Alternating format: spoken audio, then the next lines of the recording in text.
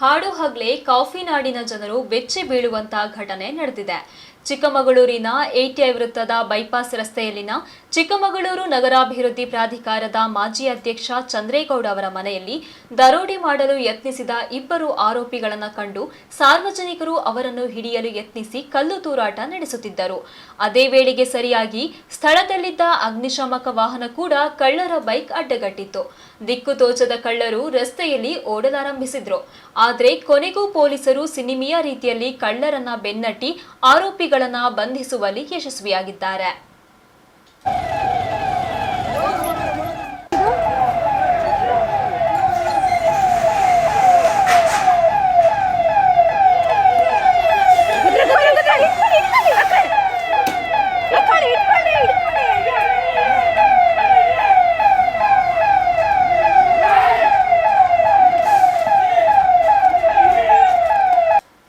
ಮೂಡಿಗೆರೆಯ ಶ್ರೀಮತಿ ನಿಂಗಮ್ಮ ಬೊಮ್ಮಯ್ಯ ಸರ್ಕಾರಿ ಪ್ರೌಢಶಾಲೆಯಲ್ಲಿ ಶಾಲಾಭಿವೃದ್ಧಿ ಸಮಿತಿ ಹಾಗೂ ಬೆಳ್ಳಿ ಹಬ್ಬ ಆಚರಣೆ ಸಮಿತಿ ಹಾಗೂ ಹಳೆ ವಿದ್ಯಾರ್ಥಿಗಳ ಸಂಘದ ಶಾಲಾ ದತ್ತು ಅಭಿಯಾನ ಎಂಬ ನೂತನ ಯೋಜನೆಯನ್ನ ಗಿಡ ನೆಡುವ ಮೂಲಕ ಉದ್ಘಾಟಿಸಲಾಯಿತು. ಶಾಲೆಯಲ್ಲಿ ವ್ಯಾಸಂಗ ಮಾಡುತ್ತಿರುವ ವಿದ್ಯಾರ್ಥಿಗಳ ಶೈಕ್ಷಣಿಕ ಹಿತದೃಷ್ಟಿಯಿಂದ ಅಗತ್ಯವಿರುವ ಮೂಲಭೂತ ಸೌಕರ್ಯಗಳನ್ನು ಒದಗಿಸುವುದು ಹಾಗೂ ಈಗಾಗಲೇ ಇರುವ ಸೌಕರ್ಯಗಳನ್ನು ಅಭಿವೃದ್ಧಿಪಡಿಸುವುದು ಮತ್ತು ಶಾಲೆಯ ಭೌತಿಕ ಪರಿಸರವನ್ನು ಉತ್ತಮಪಡಿಸುವುದು ಈ ಯೋಜನೆಯ ಮೂಲ ಉದ್ದೇಶವಾಗಿದೆ. ಈ ಕಾರ್ಯಕ್ರಮದಲ್ಲಿ ಸಮಿತಿಯ ಸದಸ್ಯರು ಸೇರಿದಂತೆ ವಿದ್ಯಾರ್ಥಿಗಳು ಪಾಲ್ಗೊಂಡಿದ್ದರು.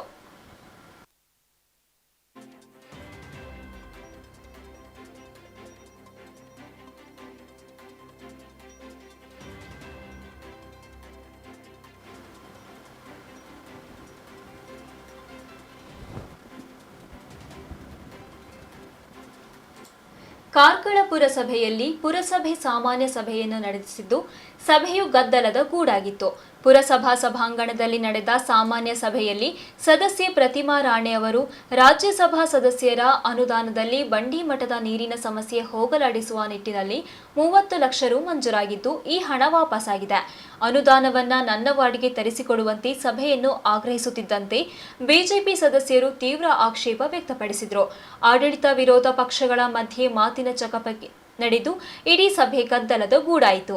ನಂತರ ಬಂಡಿ ಮಠದಲ್ಲಿ ಪುರಸಭೆ ವತಿಯಿಂದ ಬೋರ್ವೆಲ್ ಕೊರೆಸಿ ಟ್ಯಾಂಕ್ ನಿರ್ಮಿಸುವ ಕುರಿತು ಸರ್ವಾನುಮತದಿಂದ ನಿರ್ಣಯ ಕೈಗೊಳ್ಳುವ, ಒಂದೇ ವಾರ್ಡ್ನ ಕುರಿತು ದೀರ್ಘ ಚರ್ಚೆ ಬೇಡ ಎಂಬ ನಿರ್ಧಾರದೊಂದಿಗೆ ಗದ್ದಲಕ್ಕೆ ತೆರೆಬಿದ್ದಿತು. ಅಧ್ಯಕ್ಷರ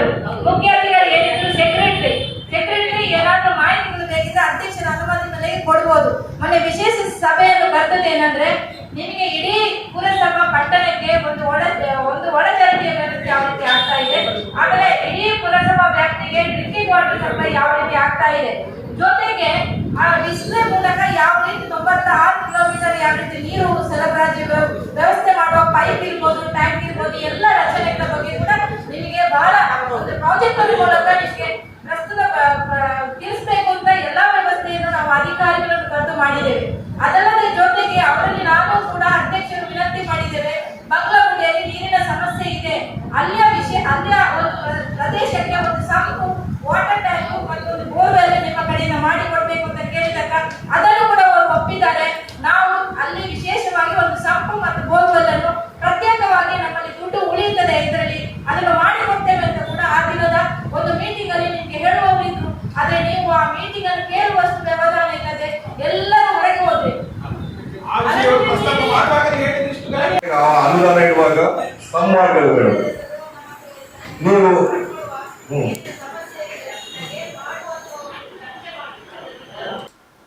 ಚಿಕ್ಕಬಳ್ಳಾಪುರ ಜಿಲ್ಲೆ ಗುಡಿಬಂಡೆ ತಾಲೂಕಿನಲ್ಲಿ ಫೆಬ್ರವರಿ 23ರಂದು ನಡೆದ ಜಿಲೆಟಿನ್ ಸ್ಫೋಟ ಸಂಬಂಧ ವಿಧಾನ ಪರಿಷತ್ ಪ್ರತಿಪಕ್ಷ ನಾಯಕ ಎಸ್ಆರ್ ಪಾಟೀಲ್ ಸ್ಥಳಕ್ಕೆ ಭೇಟಿ ನೀಡಿ ಪರಿಶೀಲನೆ ನಡೆಸಿ ನಂತರ ಸುದ್ದಿಗಾರರೊಂದಿಗೆ ಮಾತನಾಡಿ ಹಿರೇನಾಗವಲ್ಲಿ ಬಳಿ ಅಕ್ರಮ ಸ್ಫೋಟ ದುರಂತ ಪ್ರಕರಣದಲ್ಲಿ ಪಿಐಪಿಎಸ್ಐ ಸಸ್ಪೆಂಡ್ ವಿಚಾರ ಗುಬ್ಬಿ ಮೇಲೆ ಬ್ರಹ್ಮಾಸ್ತ್ರ ಪ್ರಯೋಗಿಸಿದೆ. ಅಕ್ರಮವಾಗಿ ಸ್ಫೋಟಕಗಳು ಸಾಗಾಟ ಆಗದಂತೆ ತಡೆಯಬೇಕಾದ ಜವಾಬ್ದಾರಿ ಚಿಕ್ಕಬಳ್ಳಾಪುರ ಜಿಲ್ಲಾಧಿಕಾರಿ, ಎಸ್ಪಿ, ಗಣಿ ಇಲಾಖೆ ಅಧಿಕಾರಿಗಳಿಗೂ ಇದೆ. ಉಳಿದ ಅಧಿಕಾರಿಗಳ ವಿರುದ್ಧವೂ ಕ್ರಮ ಆಗಬೇಕು ಅಂತ ಒತ್ತಾಯಿಸುತ್ತೇನೆ. ಮುಂದಿನ ದಿನಗಳಲ್ಲಿ ಸದನದಲ್ಲಿ ಇದರ ಬಗ್ಗೆ ಚರ್ಚೆ ಮಾಡುತ್ತೇನೆ ಎಂದು ತಿಳಿಸಿದ್ದಾರೆ. ಇನ್ಸ್ಪೆಕ್ಟರ್ ಮಾತ್ರ ತಲೆದಂಡ ಆಗಿದೆ, ಉಳಿದ ಅಧಿಕಾರಕ್ಕೆ ಸಂಬಂಧ ಇಲ್ವಾ ಅಂತ ನೋಡಿ. ಇದು ಎಕ್ಸ್ಪ್ಲೋಸಿವ್ ಮಟೀರಿಯಲ್ ತಯಾರಿಕೆ ಹಿಡ್ಕೊಂಡು ಸಾಗಾಣಿಕೆ, ಸಂಗ್ರಹ ಮಾಡೋದು, ಬಳಕೆ ಮಾಡುವಂಥ ಏನು ಇದು ಕಾನೂನಿದೆ. ಇದನ್ನು ಜಿಲ್ಲಾ ಮಟ್ಟದಲ್ಲಿ ಜಿಲ್ಲಾಧಿಕಾರಿಗಳಿಗೆ ಮತ್ತು ಜಿಲ್ಲಾ ಪೊಲೀಸ್ ವರಿಷ್ಠಾಧಿಕಾರಿಗಳಿಗೆ ಅಧಿಕಾರ ಕೊಟ್ಟಿದ್ದಾರೆ. ರಾಷ್ಟ್ರ ಮಟ್ಟದಲ್ಲಿ ಒಬ್ಬರು ನಿಯಂತ್ರಕರು ಇರ್ತಾರೆ. ತದನಂತರ ಜಿಲ್ಲಾ ಮಟ್ಟಕ್ಕೆ ಬಂದಾಗ ಡೆಪ್ಟಿ ಕಮಿಷನರ್ಗೆ, ಸೂಪ್ರಿಡೆಂಟ್ ಆಫ್ ಪೊಲೀಸಿಗೆ, ಅದರ ಜೊತೆಗೆ ಡೈರೆಕ್ಟರ್ ಆಫ್ ಮೈನ್ಸ್ ಅವ್ರಿಗೂ ಅಧಿಕಾರ ಇದೆ. ನಾನು ಕೇಳಿದ್ದೀನಿ, ಎಲ್ಲ ಮೈನ್ಸ್ ಆ್ಯಂಡ್ ಜಿಯಾಲಜಿ ಡಿಪಾರ್ಟ್ಮೆಂಟ್ ನಾವು ಕ್ವಾರಿ ಲೈಸೆನ್ಸ್ ಕೊಡೋದು ಅಷ್ಟೇ ಅಂತಾರೆ. ಆದರೆ ಈ ಸ್ಫೋಟಕ ವಸ್ತುಗಳ ಸಾಗಾಣಿಕೆ ಮಾಡೋದಾಗಲಿ, ಸಂಗ್ರಹ ಮಾಡೋದಾಗಲಿ, ಬಳಕೆ ಮಾಡುವಂಥದ್ರಲ್ಲಿಯೂ ಕೂಡ ಡೈರೆಕ್ಟರ್ ಆಫ್ ಮೈನ್ಸಿಗೆ ಅಧಿಕಾರ ಇದೆ. ಅದನ್ನು ತಪಾಸಣೆ ಮಾಡೋದು, ನಿಯಂತ್ರಣ ಮಾಡುವಂಥ ಅಧಿಕಾರ ಇದೆ. ಬರೀ ಲೈಸೆನ್ಸ್ ಕೊಟ್ಟು ನೀವು ಏನು ಬೇಕಾದ್ದು ಮಾಡಿರಿ ಅಂದರೆ ಅವ್ರಿಗೆ ಜವಾಬ್ದಾರಿ ಇದೆ. ಅದರ ಜೊತೆಗೆ major responsibility lies on the shoulders of deputy commissioner and superintendent of police and also on the shoulder of director of mains and geology. ಇವ್ರು ಮಾಡಬೇಕಲ್ಲ ಅದನ್ನು. ಸ್ಫೋಟಕ ವಸ್ತು ಹೇಗೆ ಸಾಗಾಣಿಕೆ ಆಗುತ್ತೆ, ಎಲ್ಲಿ ಸಂಗ್ರಹ ಮಾಡ್ತಾರೆ, ಹೇಗೆ ಬಳಕೆ ಮಾಡ್ತಾರೆ, ಇದ್ರ ಮೇಲೆ ನಿಗಾ ಇಡುವಂಥ ಜವಾಬ್ದಾರಿ ಜಿಲ್ಲಾಧಿಕಾರಿ ಮತ್ತು ಸೂಪ್ರಿಡೆಂಟ್ ಆಫ್ ಪೊಲೀಸ್. ಮೊಟ್ಟ ಮೊದಲನೇದ್ದು ಎಂಟ್ರಿ ಆಗಲಾರ್ದಂಗೆ ನೋಡ್ಕೊಬೋದು. ಇಲ್ಲಿಗಲ್ ಎಕ್ಸ್ಪ್ಲೋಸಿವ್ ನಮ್ಮ ರಾಜ್ಯದ ಗಡಿ ದಾಟಿ ಬರಲಾರ್ದಂಗೆ ನೋಡ್ಕೊಳ್ಳೋ ಜವಾಬ್ದಾರಿ. Prevention is better than cure. ಕಾನೂನಾತ್ಮಕವಾಗಿ ಬಂದು ಮ್ಯಾಗ್ಜಿನಲ್ಲಿ ಸಂಗ್ರಹ ಮಾಡ್ತಾರೆ, it is different. Nothing will happen, everything will go very smooth. But ಇದನ್ನು ಕಾನೂನು ಬಾಹಿರವಾಗಿ ಬೇರೆ ರಾಜ್ಯದಿಂದ ಇಲ್ಲಿ ಬರಲಿಕ್ಕೆ ಅವಕಾಶ ಮಾಡಿಕೊಡ್ಬೇಕಾದ್ರೆ ಏನು ಕಾರಣ? ಅದ್ರ ಹಿನ್ನೆಲೆ ಏನಿರ್ಬೇಕಲ್ಲ. ಕಾನೂನು ಬಾಹಿರವಾದಂಥ ಕಾಂಟ್ರಾಬ್ಯಾಂಡ್ ಗೂಡ್ಸು ನಮ್ಮ ರಾಜ್ಯದಲ್ಲಿ ಬರ್ತೈತೆ ಅಂದರೆ ಅದಕ್ಕೆ ಕೈ ಯಾರು ಜೋಡಿಸಿರ್ತಾರೆ ನೀವು ಅರ್ಥ ಮಾಡ್ಕೋಬೇಕು. ಆಮೇಲೆ ಇಂಥ ಇಲ್ಲಿಗಲ್ ಆ್ಯಕ್ಟಿವಿಟೀಸ್ ನಡೀಲಿಕ್ಕೂ ಕೂಡ ರಾಜಾರೋಷವಾಗಿ ನಾ ಇದ್ದೇನೆ ಹಿಂದೆ ಅಂತ ಹೇಳೋರು ಇರ್ಬೇಕು. ಇಲ್ಲಾಂದ್ರೆ ನಡೀತೈತಿ. ಅದಕ್ಕೆ ಇದನ್ನು ಯಾರ ಮೇಲೆ ದೋಷಾರೋಪಣೆ ಮಾಡಲಾರ್ದ ಹೇಳಿದವಾಗ ಇನ್ನೆಂದೆಂದೂ ನಡೆಯುವುದಿಲ್ಲ. ಅದನ್ನು ನಾವು ಎಲ್ಲ ಮೇಜರ್ಸ್ ತೊಗೊಂಡಿದ್ದೀವಿ ಅಂತೇಳಿ ಮೈನ್ಸ್ ಆ್ಯಂಡ್ ಜಿಯಾಲಜಿ ಮಂತ್ರಿಗಳು ಅವತ್ತು ನನಗೆ ಉತ್ತರ ಕೊಟ್ಟರು. ಆಮೇಲೆ ಗೃಹ ಮಂತ್ರಿಗಳು ಉತ್ತರ ಕೊಟ್ಟರು. ಆಯ್ತಲ್ಲ, ಒಂದೇ ತಿಂಗಳಲ್ಲಿ ಮತ್ತಾಯಿತು. ಇನ್ನು ಆಗೋದಿಲ್ಲ ಅನ್ನೋದೇನು, ಸ್ಟ್ರಿಕ್ಟ್ ಮೇಜರ್ಸ್ ಇನ್ನೂ ತಗೊಳ್ಳಿಕ್ಕೆ ಸರ್ಕಾರ ವಿಫಲ ಆಗಿದೆ. ಯಾಕೆ ಇನ್ನುಳಿದ ಅಧಿಕಾರಿಗಳ ಮೇಲೆ ಯಾಕೆ ಕ್ರಮ ಆಗಿಲ್ಲ?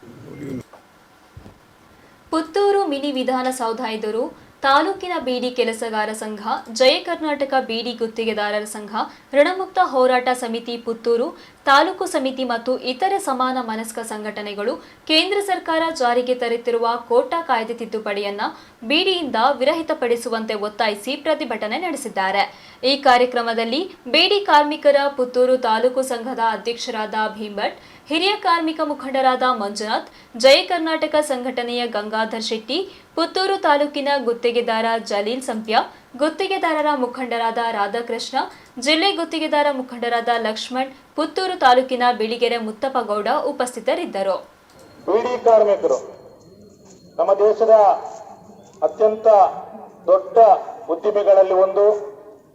ಅಸಂಖ್ಯಾತ ಕಾರ್ಮಿಕರನ್ನು ಹೊಂದಿದಂತಹ ಒಂದು ಉದ್ಯಮ ಬೀಡಿ ಉದ್ಯಮ.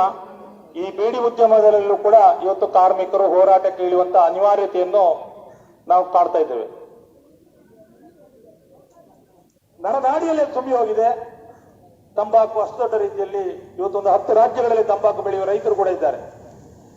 ಇದೇ ಮುಂದುವರಿತಾ ಬೀಡಿ ಉದ್ಯಮ ಪ್ರಾರಂಭ ಆಯಿತು. ಬೀಡಿ ಉದ್ಯಮ ಪ್ರಾರಂಭ ಆಗುವಾಗಲೇ ತಂಬಾಕಿನ ನಿಷೇಧ ಬ್ರಿಟಿಷ್ ಸರ್ಕಾರವೇ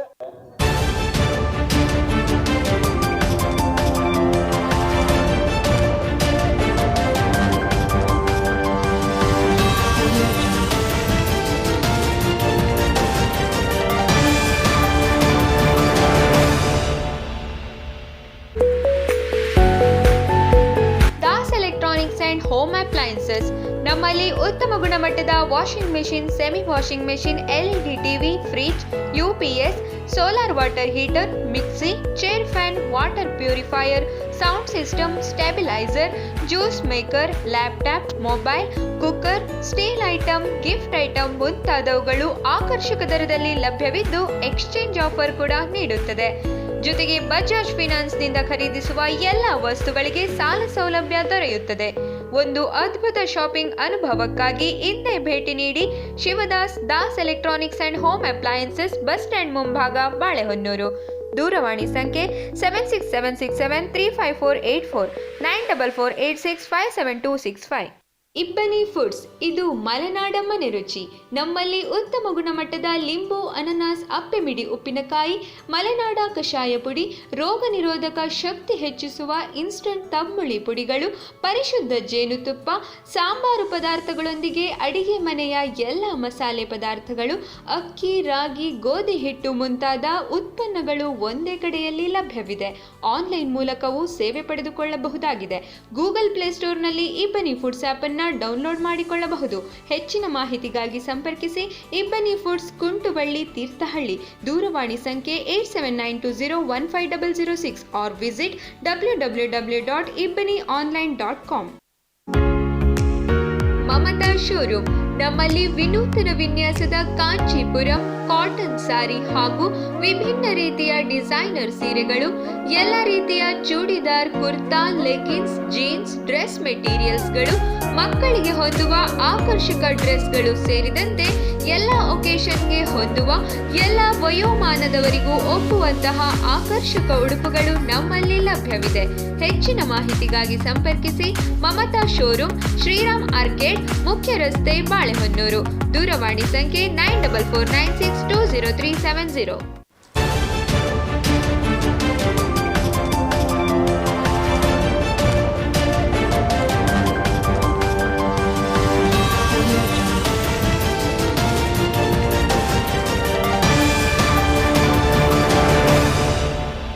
ಬಸ್ ಪಾಸ್ ಅವಧಿಯನ್ನ ಮತ್ತೊಮ್ಮೆ 1 ತಿಂಗಳವರೆಗೂ ಕೆಎಸ್ಆರ್ಟಿಸಿ ವಿಸ್ತರಿಸಿದೆ. ಕರ್ನಾಟಕ ರಾಜ್ಯ ರಸ್ತೆ ಸಾರಿಗೆ ನಿಗಮಗಳ ಬಸ್ಗಳಲ್ಲಿ ವಿದ್ಯಾರ್ಥಿಗಳು 2019-20 ಸಾಲಿನ ಪಾಸಿನ ಆಧಾರದಲ್ಲಿ ಉಚಿತವಾಗಿ ಪ್ರಯಾಣಿಸಲು ಫೆಬ್ರವರಿ 28ರವರೆಗೆ ಅನುವು ಮಾಡಿಕೊಡಲಾಗಿತ್ತು. ಇದೀಗ ಶಾಲಾ ಕಾಲೇಜುಗಳು ಪುನರಾರಂಭವಾಗುತ್ತಿರುವ ಹಿನ್ನೆಲೆಯಲ್ಲಿ ಈ ಅವಧಿಯನ್ನು 1 ತಿಂಗಳವರೆಗೂ ವಿಸ್ತರಿಸಲಾಗಿದೆ ಎಂದು ಪತ್ರಿಕಾ ಪ್ರಕಟಣೆ ಮೂಲಕ ರಾಜ್ಯ ಸಾರಿಗೆ ಸಚಿವರು ಮಾಹಿತಿ ನೀಡಿದ್ದಾರೆ. ಪಾಸುಗಳನ್ನು ಪಡೆಯಲು ವಿದ್ಯಾರ್ಥಿಗಳಿಗೆ ಮತ್ತಷ್ಟು ಕಾಲಾವಕಾಶ ನೀಡುವ ಸಲುವಾಗಿ ಎಲ್ಲಾ ವರ್ಗದ ಶಾಲಾ ಕಾಲೇಜು ವಿದ್ಯಾರ್ಥಿಗಳು ಕಳೆದ ವರ್ಷದ ಬಸ್ ಪಾಸ್ನೊಂದಿಗೆ ಪ್ರಸ್ತುತ ಸಾಲಿನಲ್ಲಿ ಶಾಲಾ ಕಾಲೇಜುಗಳಿಗೆ ಶುಲ್ಕ ಪಾವತಿಸಿರುವ ರಸೀದಿ ತೋರಿಸಿ ಮಾರ್ಚ್ 31ರವರೆಗೂ ಸಾರಿಗೆ ನಿಗಮಗಳ ಬಸ್ಸುಗಳಲ್ಲಿ ತೆರಳಲು ಅವಕಾಶ ಕಲ್ಪಿಸಲಾಗಿದೆ ಎಂದು ತಿಳಿಸಲಾಗಿದೆ. ಆದರೆ ಮಲೆನಾಡಿನ ಭಾಗಗಳಲ್ಲಿ ಸರಿಯಾದ ಬಸ್ ವ್ಯವಸ್ಥೆಯೇ ಇಲ್ಲದೆ ವಿದ್ಯಾರ್ಥಿಗಳು ಪರದಾಡುವಂತಾಗಿದೆ. ಮಲೆನಾಡಿನ ಭಾಗಗಳಲ್ಲಿ ಕೆಎಸ್ಆರ್ಟಿಸಿ ಬಸ್ಗಳಿಗಿಂತ ಲೋಕಲ್ ಬಸ್ ಸಂಚಾರವೇ ಹೆಚ್ಚು. ಅದೆಷ್ಟೋ ಹಳ್ಳಿಗಳ ಜನರಿಗೆ ಈ ಬಸ್ಗಳೇ ಪ್ರಯಾಣಕ್ಕೆ ಆಧಾರ. ಆದರೆ ಮಲೆನಾಡಿನ ಭಾಗಗಳಲ್ಲಿ ಸರಿಯಾದ ಬಸ್ ವ್ಯವಸ್ಥೆ ಇಲ್ಲದೆ ವಿದ್ಯಾರ್ಥಿಗಳು ದುಪ್ಪಟ್ಟು ಹಣ ನೀಡಿ ಆಟೋ ಹತ್ತಿ ಶಾಲೆಗೆ ಬರುವ ಪರಿಸ್ಥಿತಿ ಎದುರಾಗಿದೆ. ಚಿಕ್ಕಬಳ್ಳಾಪುರ ಜಿಲ್ಲೆ ಗುಡಿಬಂಡೆ ತಾಲೂಕಿನ ಗಡಿಭಾಗದ ಹಿರೇನಾಗವಲ್ಲಿ ಗ್ರಾಮದ ಬಳಿ ಕೆಲವೇ ದಿನಗಳ ಹಿಂದೆ ನಡೆದ ಭ್ರಮರವಾಸಿನಿ ಜಲ್ಲಿ ಕ್ರಷರ್ನ ಸ್ಫೋಟದಲ್ಲಿ ಮೃತಪಟ್ಟವರಿಗೆ ಸೂಕ್ತ ಪರಿಹಾರ ನೀಡಬೇಕು ಹಾಗೂ ಈ ದುರ್ಘಟನೆಯನ್ನ ಉನ್ನತ ಮಟ್ಟದ ತನಿಖೆ ನಡೆಸಿ ತಪ್ಪಿತಸ್ಥರಿಗೆ ಸೂಕ್ತ ಶಿಕ್ಷೆ ಕೊಡಿಸಬೇಕು ಎಂದು ಆಗ್ರಹಿಸಿ ಪ್ರಗತಿಪರ ಸಂಘಟನೆಗಳಿಂದ ಗುಡಿಬಂಡೆ ತಾಲೂಕು ಕಚೇರಿಯ ಮುಂದೆ ಪ್ರತಿಭಟನೆ ನಡೆಸಿದ್ದಾರೆ. ಈ ಸಂದರ್ಭದಲ್ಲಿ ಮಾತನಾಡಿದ ದಲಿತ ಸಂಘರ್ಷ ಸಮಿತಿಯ ಜಿಲ್ಲಾ ಸಂಚಾಲಕ ಜಿವಿ ಗಂಗಪ್ಪ, ಈ ದುರ್ಘಟನೆಗೆ ಮೂಲ ಕಾರಣ ಹುಡುಕಿದರೆ ಕೆಲವು ಅಧಿಕಾರಿಗಳ ದಿವ್ಯ ನಿರ್ಲಕ್ಷ್ಯ ಮೇಲ್ನೋಟಕ್ಕೆ ಕಾಣುತ್ತಿದೆ. ಈ ದುರ್ಘಟನೆ ನಡೆದ 4-5 ದಿನದಿಂದ ಸುತ್ತಮುತ್ತಲಿನಲ್ಲಿ ಹುಡುಕಿದಷ್ಟು ಜೆಲೆಟಿನ್ ಸ್ಫೋಟಕ ಸಿಗುತ್ತಿದೆ ಎಂದರೆ ಇನ್ನಷ್ಟು ಸ್ಫೋಟಕಗಳು ಸಂಗ್ರಹವಾಗಿತ್ತು ಎಂಬುದು ಅರ್ಥವಾಗುತ್ತದೆ. ತಮ್ಮ ಅಕ್ರಮ ಸಂಪಾದನೆಗಾಗಿ ಅಮಾಯಕ ಕಾರ್ಮಿಕರನ್ನ ಸಾವಿಗೆ ದೂಡಿದ ಬಂಡವಾಳಶಾಹಿಗಳ ವಿರುದ್ಧ ಸೂಕ್ತ ತನಿಖೆ ನಡೆಸಿ ತಪ್ಪಿತಸ್ಥರಿಗೆ ಸೂಕ್ತ ಶಿಕ್ಷೆಯಾಗಬೇಕು. ಈ ದುರ್ಘಟನೆಯಲ್ಲಿ ಮಡಿದ ಕಾರ್ಮಿಕರ ಕುಟುಂಬಗಳಿಗೆ ತಲಾ 10 ಲಕ್ಷ ರೂಪಾಯಿ ಪರಿಹಾರ ನೀಡಬೇಕು ಎಂದರು. ನಂತರ ಶಿರಸ್ತೇದಾರ್ ಸುಬ್ಬಲಕ್ಷ್ಮಮ್ಮರವರಿಗೆ ಪ್ರತಿಭಟನಾಕಾರರು ಮನವಿ ಪತ್ರ ಸಲ್ಲಿಸಿದ್ದಾರೆ. ಪ್ರತಿಭಟನೆಯಲ್ಲಿ ದಲಿತ ಸಂಘರ್ಷ ಸಮಿತಿಯ ಜಿಲ್ಲಾ ಸಂಚಾಲಕ ಜಿವಿ ಗಂಗಪ್ಪ, ದಲಿತ ಸಂಘರ್ಷ ಸಂಘದ ಮುಖಂಡರಾದ ಇಸ್ಕೂಲಪ್ಪ, ಆದಿನಾರಾಯಣಪ್ಪ, ನರಸಿಂಹಪ್ಪ, ನಾಗರಾಜಪ್ಪ, ರೈತ ಸಂಘದ ವರದರಾಜು, ಆನಂದ್ ರೆಡ್ಡಿ, ಕರ್ನಾಟಕ ಪ್ರಾಂತ ರೈತ ಸಂಘದ ಮಂಜುನಾಥ್, ಸಿಪಿಎಂ ಪಕ್ಷದ ಜಿಲ್ಲಾ ಕಾರ್ಯದರ್ಶಿ ಜಯರಾಮ್ ರೆಡ್ಡಿ, ತಾಲೂಕು ಸಮಿತಿಯ ಆದಿನಾರಾಯಣಸ್ವಾಮಿ, ಡಿವೈಎಫ್ಐನ ಉಪ್ಪಾರಹಳ್ಳಿ ಶ್ರೀನಿವಾಸ್ ಸೇರಿದಂತೆ ಅನೇಕರು ಭಾಗವಹಿಸಿದ್ರು. ಕೆಲಸ ಮಾಡಿ ಕೆಲವು ಅಧಿಕಾರಿಗಳು ಸಸ್ಪೆಂಡ್ ಆಗಿ ಇವಾಗ ಮನೆಗೆ ಹೋಗಿದ್ದಾರೆ. ಯಾಕಂದ್ರೆ ಇವ್ರು ಯಾವ ಥರ ಹೇಳ್ತಾರೋ ಆ ಥರ ಮಾಡಲೇಬೇಕು. ಇಲ್ಲ ಅಂದರೆ ಆ ಟ್ರಾನ್ಸ್ಫರ್ ಇನ್ನೊಂದು ಆ ಥರ ಆಗುತ್ತೆ. ಕೆಲಸ ಮಾಡಿದೆ ಇವತ್ತು ಸಸ್ಪೆಂಡ್ ಆಗಿ ಮನೆಗೆ ಹೋಗ್ಬೇಕಾಗುತ್ತೆ. ಈ ಥರ ಆಗ್ತಾ ಇದೆ. ಇನ್ನ ಇದ್ದಾರೆ. ಅಂತಾರಾಷ್ಟ್ರೀಯ ಪ್ರಯಾಣಿಕರ ವಿಮಾನ ಸಂಚಾರ ನಿಷೇಧವನ್ನು ನಾಗರಿಕ ವಿಮಾನಯಾನ ನಿರ್ದೇಶನಾಲಯ ಮಾರ್ಚ್ 31ರವರೆಗೆ ವಿಸ್ತರಿಸಿದೆ. ಕೋವಿಡ್-19 ಸಾಂಕ್ರಾಮಿಕದ ಕಾರಣ ಕಳೆದ ವರ್ಷ ಮಾರ್ಚ್ 23ರಿಂದ ಅಂತಾರಾಷ್ಟ್ರೀಯ ವಿಮಾನ ಸಂಚಾರ ಸ್ಥಗಿತಗೊಳಿಸಲಾಗಿತ್ತು. ಇದೀಗ ಡಿಜಿಸಿಎ ಪರಿಷ್ಕೃತ ಸುತ್ತೋಲೆ ಹೊರಡಿಸಿದ್ದು ನಿಷೇಧ ಮುಂದುವರಿಸಲಾಗಿದೆ. ಆದಾಗ್ಯೂ ಆಯ್ದ ಮಾರ್ಗಗಳಲ್ಲಿ ನಿಗದಿತ ಅಂತಾರಾಷ್ಟ್ರೀಯ ವಿಮಾನಗಳ ಸಂಚಾರಕ್ಕೆ ಅನುವು ಮಾಡಿಕೊಡಲಾಗುವುದು ಎಂದು ಡಿಜಿಸಿಎ ತಿಳಿಸಿದೆ. ವಿಮಾನಗಳು ಮತ್ತು ವಿಶೇಷ ವಿಮಾನಗಳಿಗೆ ಈ ನಿಯಮ ಅನ್ವಯವಾಗುವುದಿಲ್ಲ ಎಂದು ಉಲ್ಲೇಖಿಸಲಾಗಿದೆ. ನಿಷೇಧದ ಹೊರತಾಗಿಯೂ ವಂದೇ ಭಾರತ್ ಮಿಷನ್ ಅಡಿ ವಿಶೇಷ ವಿಮಾನಗಳ ಸಂಚಾರಕ್ಕೆ ಕಳೆದ ವರ್ಷ ಮೇ ತಿಂಗಳಿನಿಂದಲೇ ಅನುಮತಿ ನೀಡಲಾಗುತ್ತಿದೆ. ಆಯ್ದ ದೇಶಗಳಿಗೆ ದ್ವಿಪಕ್ಷೀಯ ವೈಮಾನಿಕ ಒಪ್ಪಂದದ ಆಧಾರದಲ್ಲಿ ಜುಲೈನಿಂದ ವಿಶೇಷ ವಿಮಾನಗಳ ಸಂಚಾರಕ್ಕೆ ಅನುಮತಿ ನೀಡಲಾಗುತ್ತಿದೆ. America, Britain, UAE, Kenya, Bhutan, France ಹಾಗೂ ಇತರೆ ಕೆಲವು ದೇಶಗಳ ಜೊತೆ ಭಾರತವು ದ್ವಿಪಕ್ಷೀಯ ವೈಮಾನಿಕ ಒಪ್ಪಂದ ಮಾಡಿಕೊಂಡಿದೆ. ಈ ಒಪ್ಪಂದದ ಅಡಿ ಆಯಾ ದೇಶಗಳ ವಿಮಾನಯಾನ ಕಂಪನಿಗಳಿಗೆ ಆಯಾ ದೇಶಗಳಲ್ಲಿ ವಿಶೇಷ ವಿಮಾನಗಳ ಸಂಚಾರಕ್ಕೆ ಅವಕಾಶವಿದೆ. ಅಂತಾರಾಷ್ಟ್ರೀಯ ವಿಮಾನ ಸಂಚಾರ ನಿಷೇಧ ಮಾರ್ಚ್ 31ರವರೆಗೆ ವಿಸ್ತರಣೆ ಮಾಡಿದೆ ಎಂದು ತಿಳಿದುಬಂದಿದೆ.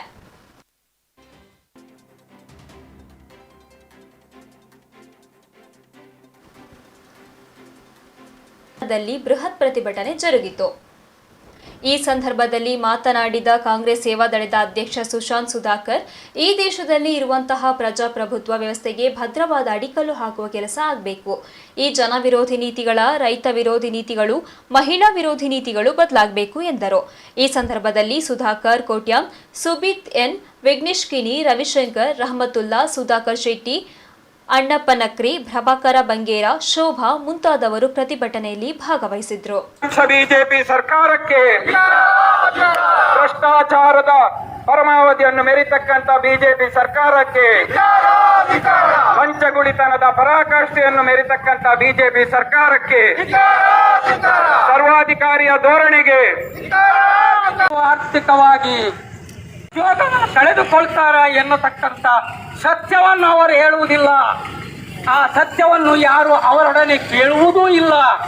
ನಾವು ಇವತ್ತು ಅದನ್ನು ಕೇಳ್ತಾ ಇದ್ದೇವೆ.